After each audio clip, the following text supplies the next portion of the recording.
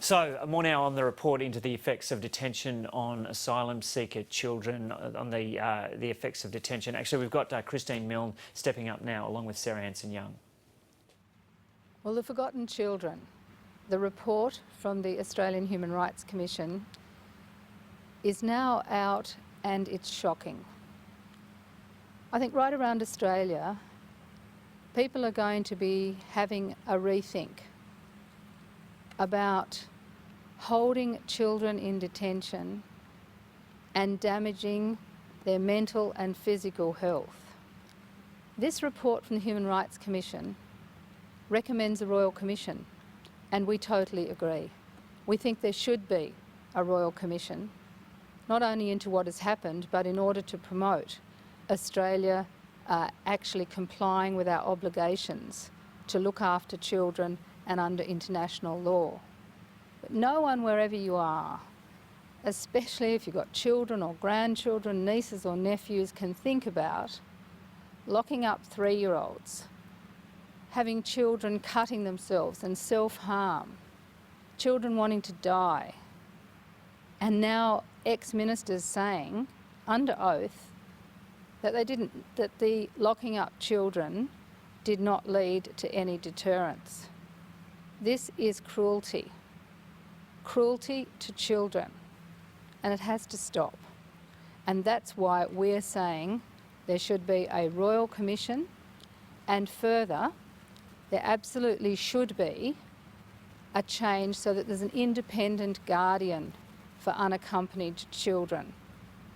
The ministers cannot both uphold their cruel law, which is institutionalised child abuse, and at the same time pretend that they have the interests of the children at heart.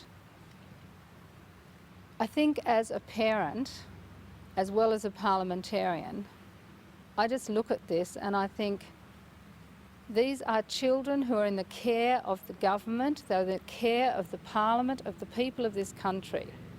Do we really want to have, for the rest of our lives, haunting this nation, the fact that we chose to be cruel to children and to destroy their physical and mental health? Throughout all of this, the Greens have held a consistent position opposing offshore detention, opposing children in detention, recognising that mandatory detention, the way it's operating here in Australia, is against international law. And no one has been a stauncher advocate for people to get out of detention, for upholding international law, Australia's obligations, than my colleague Sarah Hanson-Young.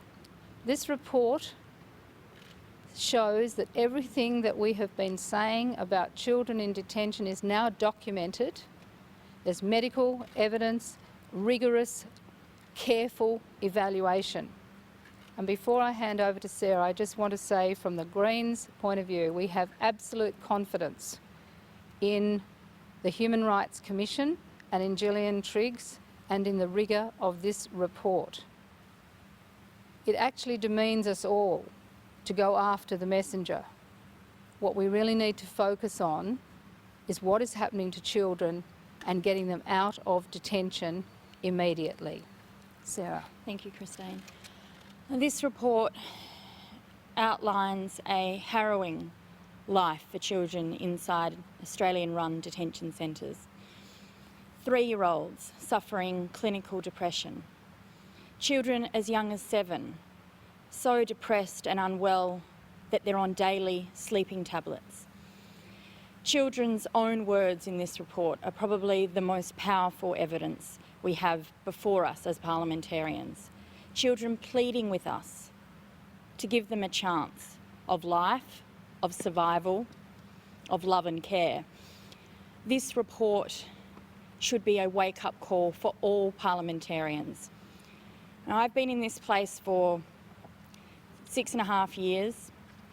I've seen the politicking and the debate and the blame game. It's time we ended the blame game and accepted detaining children hurts them, it damages them, and it's time it ended.